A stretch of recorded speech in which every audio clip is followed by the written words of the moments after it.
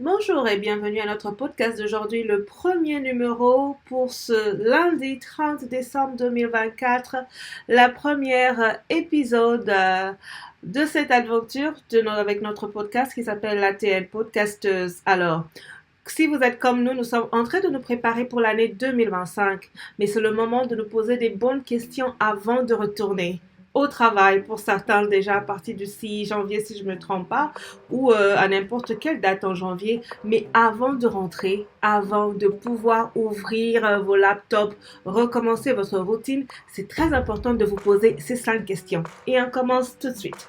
La première question, c'est le temps de pouvoir se définir. Vous savez, un peu quand vous allez dans une entrevue, la première question qui vous est posée, c'est parlez-nous un peu de vous. Il faut que vous puissiez savoir qui vous êtes en 2025.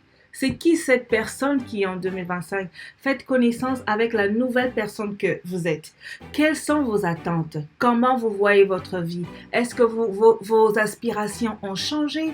Peut-être que vous êtes dans un travail et vous trouvez que maintenant, vous voulez une promotion ou alors l'environnement de travail où vous êtes n'est plus, ça s'aligne plus avec vos aspirations, ça s'aligne plus avec vos projets. Donc c'est très important d'avoir vos idées claires, d'avoir nos idées claires avant que l'on puisse retourner au travail dans une semaine et que nous puissions avoir une vision de notre 2025. L'année de la réussite, l'année des actions, car il n'y a pas de réussite sans action. La deuxième question, ce n'est pas seulement une question, mais c'est en fait une évaluation. Beaucoup auront des meetings avec leur superviseur pour les performances. On va parler performance, mais avant de rentrer, faites vous-même votre performance. Moi, j'ai fait ma performance et je vous dis que j'ai aligné beaucoup de choses auxquelles je dois vraiment faire beaucoup d'efforts. Je dois m'améliorer. C'est très important de pouvoir savoir dans quel aspect de ma vie, dans quel sujet j'ai des lacunes, des connaissances qui me manquent. Et ça, vous pouvez le faire qu'en ayant une réunion avec vous-même. On peut appeler ça une mini-retraite, une mini-retro ou auto-évaluation, mais c'est une étape très importante avant de pouvoir concevoir cette belle année 2025. Posez-vous des questions sur vous-même. Est-ce que vous êtes une personne efficace? Est-ce que vous êtes une personne bien? Est-ce que vous êtes une personne positive? Est-ce que vous n'êtes pas vous-même l'auteur de vos malheurs?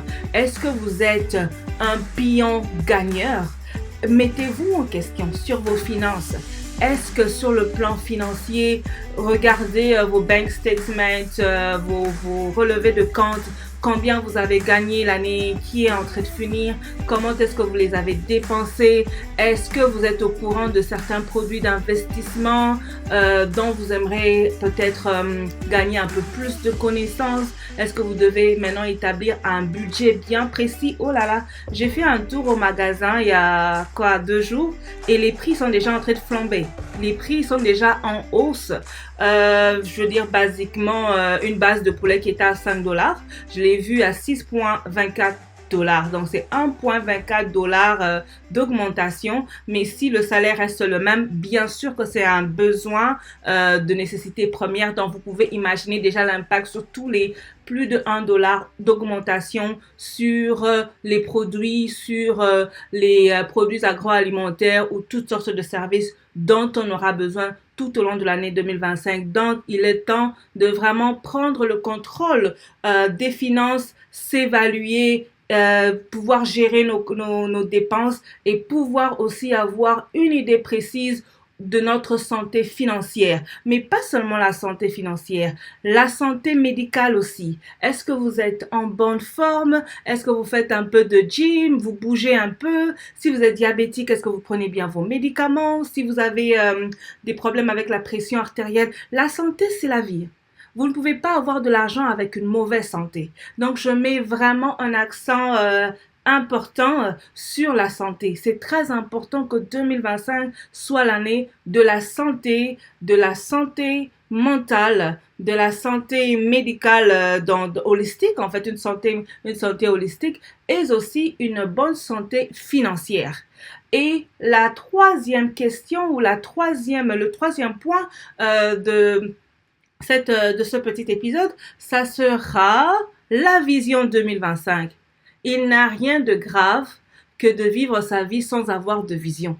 Parce que c'est comme si vous êtes juste en train de tourner tout autour d'un rond-point. On vous amène à gauche, vous allez. On vous amène à droite, vous allez. Vous savez le moment où j'ai réalisé combien il était important d'avoir la tête sur les épaules, écrire sur papier les 3 priorités de ce que je veux accomplir chaque année. Ça changeait le tournant de ma vie. Et je vous assure que la vision, elle est très importante.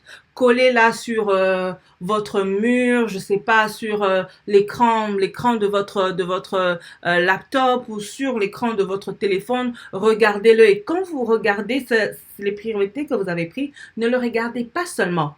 Mettez aussi des actions en place. Vous devez être capable de pouvoir faire des recherches et se dire voilà où je suis aujourd'hui. Je vais donner un exemple comme ça. Je suis administratrice, ça fait 3-4 ans, mais quand je regarde les responsabilités que j'ai, je suis en fait en pouvoir de devenir une gestionnaire de projet. Alors, qu'est-ce qui me manque? Est-ce que c'est un certificat en gestion de projet qui peut attester, confirmer les connaissances que j'ai? Ou est-ce que c'est une formation avec la gestion de données? Est-ce que j'ai besoin de beaucoup plus faire certains exploits dans un domaine ou d'un autre, ou de pouvoir m'accrocher un peu à un département? C'est comme ça qu'on construit la vision, parce que la vision sans action, c'est en fait une perte de temps. Vous pouvez pas faire une vision, vous n'avez pas de projet. J'ai besoin de pouvoir immigrer dans un pays ou un autre. Je vais prendre l'exemple du Canada, mais vous connaissez aucun programme officiel de l'immigration du Canada ou de l'Australie ou je sais pas, dans n'importe quel pays où vous voulez partir. Alors c'est encore une perte de temps. La vision, elle vient à partir de la collection des données, s'identifier et savoir exactement là où on veut partir. L'auto-évaluation, oui, je veux le faire, mais quelles sont mes failles? Quels sont mes points forts? Où est-ce que j'ai besoin de pouvoir chercher des ressources? Où est-ce que j'ai besoin de pouvoir frapper pour avoir les réponses à mes questions? Arrêtez de toujours écouter tout ce que les gens racontent. Très souvent, on se fie toujours à ce que les gens on dit que.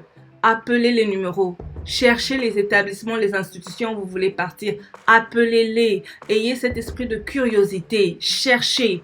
Même dans la Bible, il est dit, toquez, on va vous ouvrir. Et il est même dit encore que comment est-ce que tu veux que Dieu puisse exaucer tes prières si tu ne les as jamais exposées à Dieu. Alors c'est le moment. C'est le moment, il nous reste 24, 48 heures avant de passer en 2025. Prenez le temps. Après les fêtes, oui, c'est bien les fêtes, mais après la vie est un cycle. Il faut que vous puissiez vous asseoir et vous parler et dresser cette vision que vous avez de vous-même. Alors, le 4e point, arrêtez de vous comparer aux gens. Les opinions des gens, tel a dit, et voilà, pourquoi? Non, les gens ne vont jamais vous amener quelque part. Et vous savez quoi? Regardez juste les moments difficiles que vous traversez. Il y a combien de gens qui sont là pour vous?